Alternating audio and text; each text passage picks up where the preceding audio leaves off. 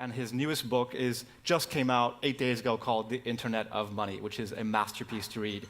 Please help me welcome Andreas Antonopoulos.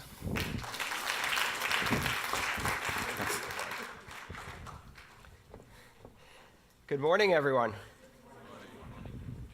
Let's start with a quick poll here. How many of you have used a digital currency like Bitcoin at least once? And how many of you own Bitcoin at this moment, or any other digital currency? Okay, we can fix that. If you like, later on today, come find me. I would be delighted to demonstrate to you how to set up a Bitcoin wallet on your smartphone, and I will give you your first fraction of a Bitcoin, not a whole Bitcoin, and show you how a transaction works. Because Bitcoin and the digital currency revolution it has started is best demonstrated and experienced than explained. It's actually very difficult to explain Bitcoin. I've spent the last 5 years learning how to explain Bitcoin. That is my full-time job. Unfortunately, the developers keep making new stuff, which I then have to explain all over again. So, for a moment, forget everything you think you know about Bitcoin. Forget everything you've heard about blockchain, and let's start from basics. In 2011, I heard about Bitcoin for the first time, and my reaction was exactly the same as the reaction of everybody else who heard about Bitcoin the first time, including its founder, and that reaction was, ha! Nerd money. That's probably just for gambling. 6 months later, I heard about Bitcoin again. And this time, I read the white paper that launched this system. And my background in computer science and distributed systems allowed me to see behind the illusion of what I thought Bitcoin was, and it blew my mind. In my life, I have now had 6 occasions in which I have become absolutely obsessed with a system of technology to the point of forgetting to eat, forgetting to sleep, and consuming as much knowledge as I possibly can. My first computer, when I was 10 years old, my first programming language experience, my first modem, my first access to the web, the first time I used the web browser, the first time I downloaded and installed the Linux operating system, and then Bitcoin. When I've discovered it, I spent 4 months consuming as much as I could, except food. I lost 26 pounds on the highly inadvisable diet of obsession. I have not emerged from that because I keep finding new layers of depth to understand this. And the reason it's so fascinating is because it isn't what it appears to be at first glance. Bitcoin isn't money. The blockchain isn't a system of currency. It is a platform of trust. It's not a company. It's not a product. It's not a service you sign up for. It's not a currency. Currency is just the first application. It is the concept of decentralization applied to the human communication of value.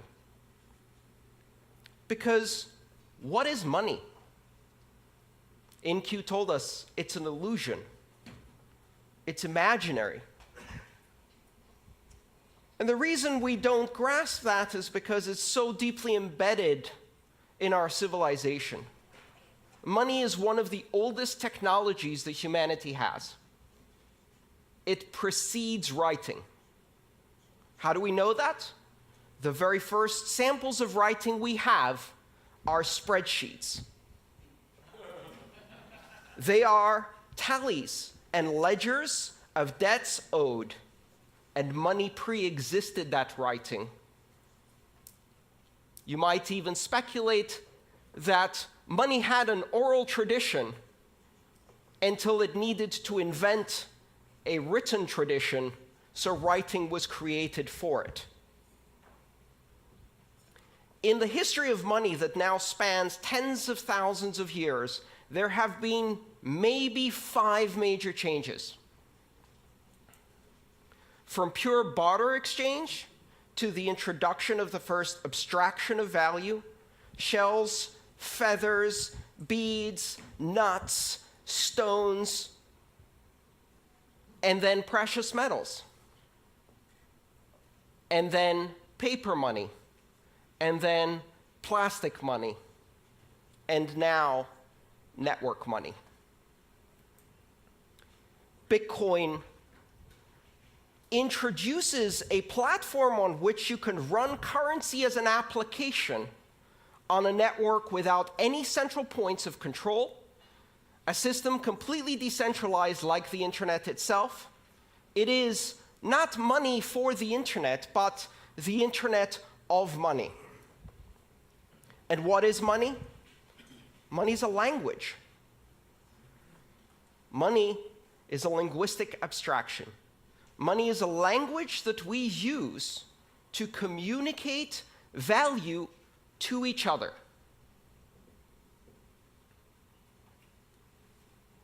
Money simply allows us to express value, and that value may have economic consequences, but it also has other consequences.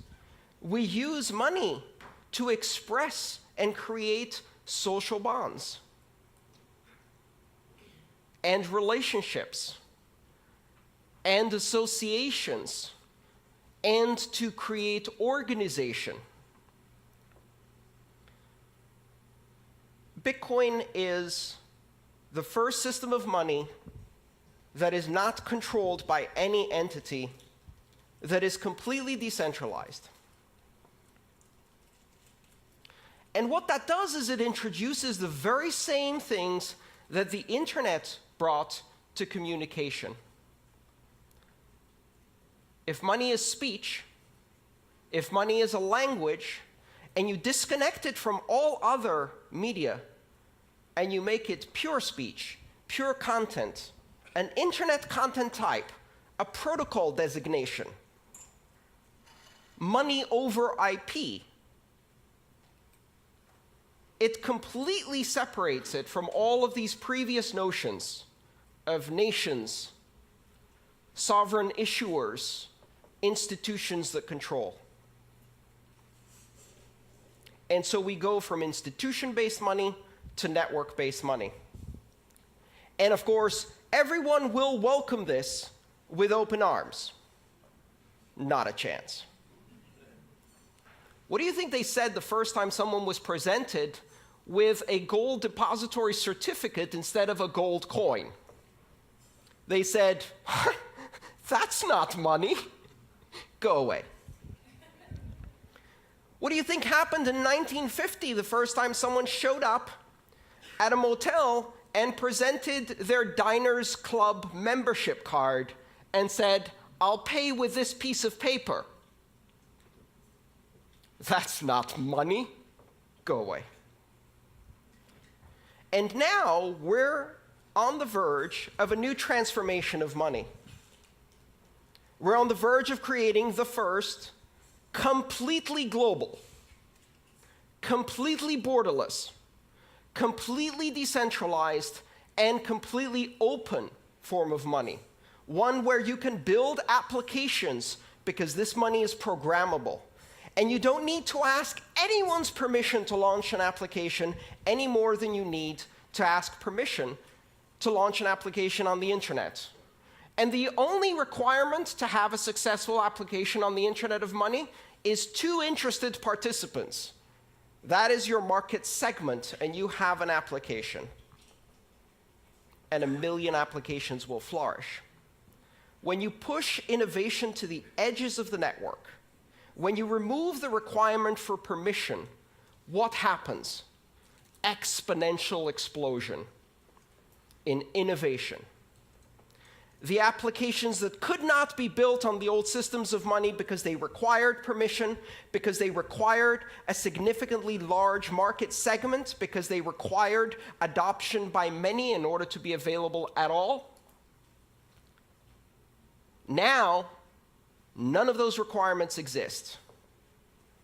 Anyone in the world can download an application or use even a feature phone with text messaging and immediately acquire the same powers that institutions of banking have today. And when I say anyone, that's only scratching the surface. Because, ironically enough, not only does Bitcoin and blockchain currency not recognize borders, it also does not recognize people. It doesn't matter if you're a person, or a refrigerator, or a self-driving car. Throughout the history of money, ownership of currency required personhood, either as an individual or as an association of individuals in a corporation. Bitcoin can be owned by machines. Bitcoin can be owned by software agents. Machines can pay each other. And that is not just about economic activity. It's the basis for market-based security systems.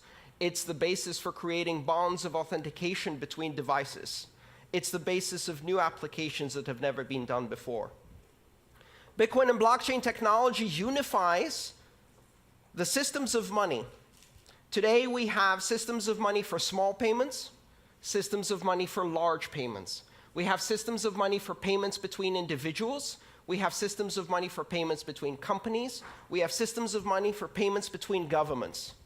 Does that remind you of something? That's how communication used to be before the internet. We had systems of communication for pictures, systems of communication for letters, systems of communication for short distance and long distance, and the internet came and unified all of those. What the Internet of Money does is it creates a single network which can do a microtransaction to a gigatransaction in seconds, anywhere in the world, for any participant without permission. But if you just look at the application of money, you're missing the point. Because you can take the language, the building blocks of this platform, and use them to construct other languages that communicate value. Tokens, reward points, brand loyalty coins. Today, there are over 1,000 digital currencies using the design pattern, the recipe of Bitcoin. Most of them are junk. Some of them are not. And over the next decade, we are going to see tens of thousands and then hundreds of thousands of coins. Some will have economic use, some will simply be expressions of loyalty, affiliation. They will represent items in the physical world, the title for a house, the controlling key for a car that can be transferred from one owner to another, and 5 seconds later that owner can step into the car and drive away because the car can validate the new standard of ownership. We cannot yet imagine what applications we're going to build around this. But one of the interesting things we're beginning to observe is that money arises out of the social construct of Homo sapiens spontaneously. It even arises in primates. You can teach monkeys money. You can teach dolphins money. You can teach greys, parrots, money. And they will learn how to exchange abstract tokens for food and then use them to build social relationships. They'll also invent strong-arm robbery. Beat up the other monkey, take away its pebbles, eat the bananas. And we see that same thing happen in children. Toddlers invent money in kindergarten. Blocks and rubber bands and Pokemon cards and other little tokens, abstractions of value that they exchange to strengthen social bonds, to express loyalty and friendship, to learn about sharing.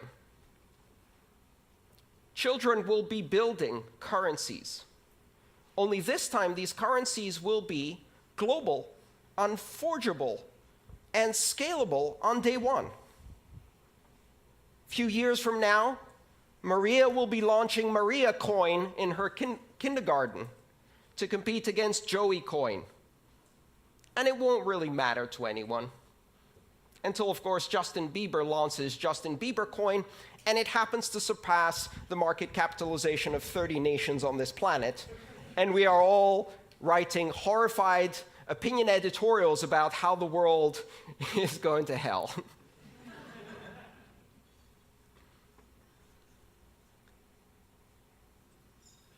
What's happening with this technology is astonishingly deep. And for certainly some of the companies in this room, it's a bit scary. Banking has never been the most innovative sector in the world because there is a very careful balance between innovation and the conservative fiduciary duty that exists in banking, that must exist when you control other people's money. And yet with Bitcoin, you don't control other people's money. In Bitcoin, I control my money. I have complete and total authority over my Bitcoin. It cannot be seized, it cannot be frozen, it cannot be censored, my transactions cannot be intercepted, and they cannot be stopped. And I can do so with almost complete anonymity, and so can anyone 5 minutes after they download an application, and money has changed forever, and banking has changed forever. The idea that you can proceed in the industry of money, in the industries of commerce, and maintain the same conservative attitude that has existed now for centuries, ever since merchants in Venice and Amsterdam started issuing depository certificates and providing banking services. That is gone. That is gone. You cannot operate closed systems that have borders and require permission to join at a rate of innovation that is controlled by the most conservative tendencies within your organization, because now you are competing with a technology that enables exponential growth, exponential innovation at the edges without permission by anyone in the world. And it's not about anyone in this room. Why? We represent the privileged elite. I can go onto a brokerage account, open it up online, and be trading on the Tokyo stock market within 12 hours in yen. That is the privilege that I have. 1.5 billion people have that privilege. 6 billion people can operate mainly in one currency and perhaps have some basic banking services. 4 billion people are significantly underbanked, and an astonishing 2.5 billion people are completely unbanked. They will leapfrog. They will never have a relationship with a bank. Every single child born today will never have a bank account. They will have a bank app. A bank app that doesn't give them an account, a bank app that makes them a banker, an international banker in an app. They will not be permitted to open a bank account until they're 16 years old. By that time, I hope they will have at least 6 or more years of experience with digital currencies. And I would like to watch them walk into a bank branch to have someone explain to them what 3 to 5 business days means. It is highly likely that children born today will never get a driving license because they'll have self-driving cars, but they will also never use paper money.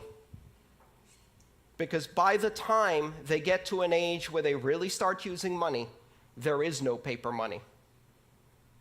It will seem as anachronistic as a fax machine or horse and buggy seems to us. Exponential innovation on a global basis, giving access to the other 6 billion. They have enormous need, and this system offers them a solution. It's not ready yet. It's nascent. It's complex. It's impossible to use for most people. In 1989, I sent my first email. In order to do so, I had to compile a version of the Unix mail program using a C compiler and Unix command line skills. I had to set it up on the command line, type out my email, and that email was transmitted across the great internet in an astonishing 3 days. Exactly 20 years later, my mother replicated that experience with a swipe. Bitcoin today and all of the currencies that are built on that recipe are just at the same level that the internet was in 1991. Only now we have the internet. And so the rate of exponential growth has already started. The innovation is growing at an astonishing rate. I spend every single day full-time trying to keep up with Bitcoin. Just one currency, and it's almost impossible. Do not underestimate this. Do not listen to the people who tell you that Bitcoin is just for pornographers, terrorists, drug dealers, and gamblers. Remember that they said the exact same thing about the internet. And when you give it to 2 or 3 billion people, they're not interested in those things. They're interested in sharing cat videos. And now we have an internet of 1 billion cat videos. When you take digital currency mainstream and give it to the 4 billion people who have been isolated from international finance and commerce, and you give them the opportunity to control their money against despotic governments and corrupt banks that are stealing from them, you give them the opportunity to control their future. You give them the opportunity to transact with everyone in the world, to own title on their own property in a fully transferable digital token that is recognized everywhere. Control over finance that cannot be seized, frozen, or censored. They will buy food, healthcare, sanitation, education, shelter, because that's what we do. And they will not be denied this technology. Do not underestimate where this is going. The Internet of Money was launched on January 3rd, 2009. It's coming. It's coming faster than you can imagine. It's deeper than you can fathom. It's more sophisticated than you can immediately understand. It takes years of study just to see all of the implications. And it is a gift to the entire world, a technology that represents the 6th greatest innovation in the technology of money, the most ancient technology of our civilization. Thank you.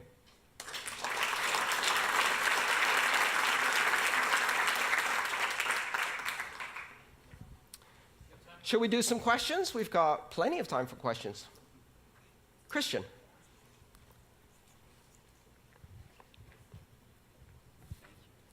What determines the buying power of the currency? How does it stabilize and what's required to stabilize it? So if I would buy some bitcoins, who can manipulate the value of that? Everyone. The buying power of Bitcoin is determined in exactly the same way that the buying power of the euro, the British sterling, the Japanese yen, or the US dollar is determined through market forces of supply and demand in international liquid markets that operate around the clock. One of the fundamental differences is that Bitcoin trading never ceases. Has been going continuously for 7 years. The network never stops. Every 10 minutes, Bitcoin's heart beats, and transactions are processed. The exchanges never close. There is no closing price for Bitcoin. It is a rolling average. And in that trading, a market capitalization of approximately $12 billion is now traded internationally. What is $12 billion for a global currency? It's a guppy swimming in shark-infested waters. And every trader, every whale goes in there and just kicks that price around. So right now, the experience of living on Bitcoin, which I have been doing full-time for more than 3 years, is a roller coaster. It's an absolute roller coaster. I've seen shifts of 20 or 30% in a day.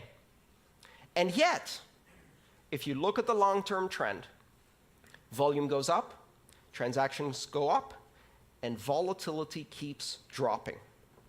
And the beauty of it is, I can't sell that to an American. I can't sell that to a Brit. I don't need to sell it to an Argentinian. I don't need to sell it to a Brazilian. I don't need to sell it to a Venezuelan. I went to a conference and an Argentinian told me, I'm not worried about volatility. Our currency has volatility like this. Bitcoin has volatility like this. I'd rather be going in that direction. And you don't need to tell them why. Their government threw people out of airplanes not more than 35 years ago for disagreeing. They already know why the separation of state and money is a good idea. And so volatility is relative.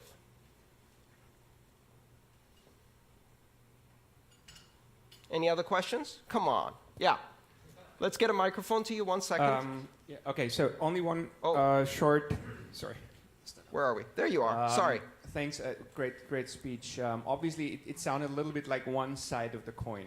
So we also read all these, big hacks, and I don't know, on Bitfinex, I think they stole 40% of the money. I think also this autonomous organization have been hacked, and all these things. Can you just reflect a little bit on the dark side of those aspects that might not win our full trust into this evolution? Absolutely. The steering wheel was not invented until 30 years after the automobile was introduced. Why? Because the first automobiles had 2 leather straps that you pulled left or right to move the car, to steer the car. They used horse reins to steer cars. That's called skeuomorphic design. It means keeping a shadow of the former past in your new system, failing to see the new dimension, and replicating the past. Here's a currency that is not centralized, where your money is your money. Your keys, your money. Not your keys, not your money. So what is the first thing we do with this new system? We build centralized institutionals of custodial control that take other people's money and hold it for them. Well, guess what? The entire history of banking, the entire system of regulation and oversight is based on the simple, centuries-old understanding that when somebody else holds your money, chances are they're going to run away with it. And the entire system of regulation is designed to prevent that, and yet it still happens all the time. in hedge funds, in banks, in national currencies all the time. And so, of course, if you replicate custodial accounts, exchanges that take other people's Bitcoin and concentrate it, it happens again. Even worse, because there are no oversight and regulations in most of these spaces. The answer is really simple. Stop centralizing the decentralized currency. Stop trying to replicate the banking past in the future of money. And the important thing to realize is that security in Bitcoin is an emergent property that exists because of the decentralization of control and power. If I want to hack 1 million customers' Bitcoin and they're holding their keys, I have to hack 1 million customers. If they all give their keys to one person or one organization, then we've got a honeypot. A honeypot that attracts the attention of every hacker on the planet. And notice what's happened. Over 7 years, and with a market capitalization of $12 billion, Bitcoin is the largest cryptographic deployment in the world, the largest public key infrastructure in the world, the largest security honeypot in the world. And it is not secure because it doesn't get attacked. It is secure because it generates immunity by being attacked all the time, 24 hours a day by the most sophisticated attackers this planet has. And if you, in that environment, set up a centralized custodial exchange using PHP and MySQL, and you park a $150 million honeypot in there, you're inviting the sharks. Bitcoin banks get hacked. Bitcoin exchanges get hacked.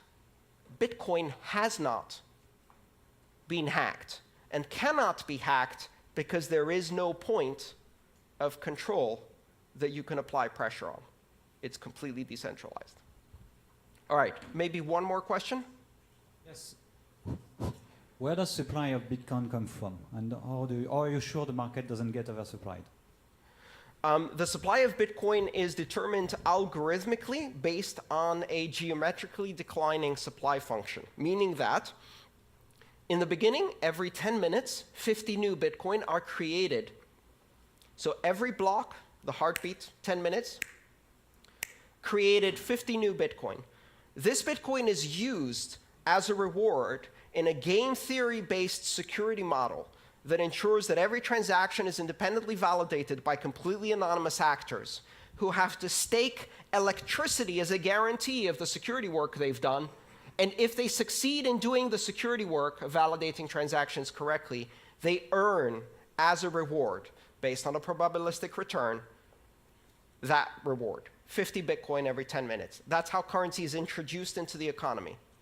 Every 4 years, it gets cut in half. 50 to 25 in November of 2012.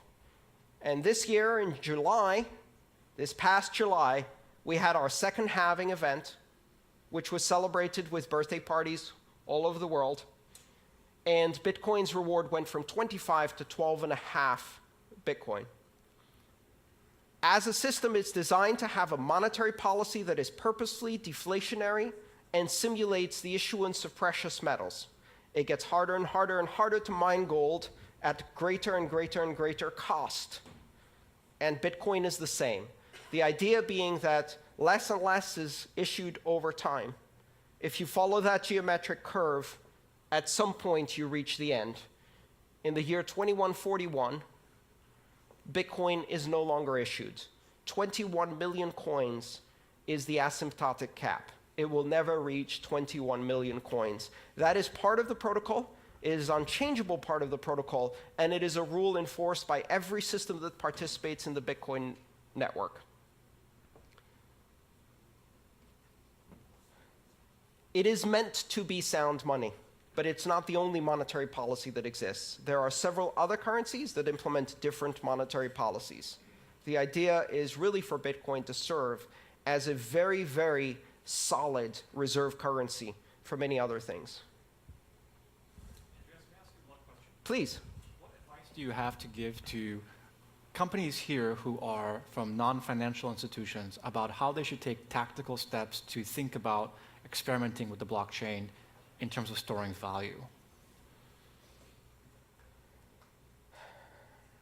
I think understanding that it's not just currency, understanding that it is a platform for trust, understanding that it can be used as a historical record of truths that can register information, that it can be used to create all kinds of tokens that can be exchanged between your customers, your suppliers, your manufacturers, that it can also be used simply as a currency for any cross-border transactions, import-export activities, remittances-based flows, paying associates and affiliates, all of the things that today are expensive, slow, and difficult become cheap, fast, and easy when you use one of these digital currencies. But it's still early.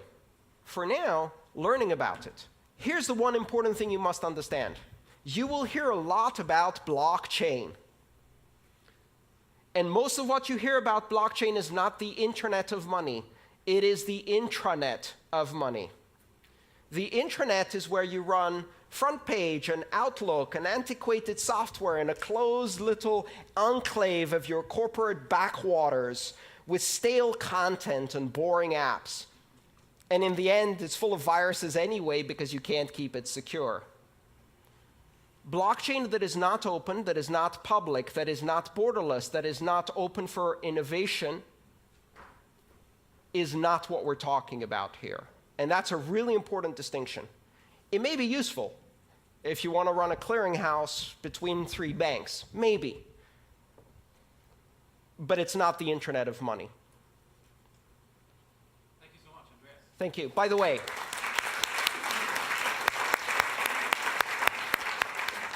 everybody who asked a question gets a free copy of my book. Come and see me in the back there. Thank you so much. Thank you.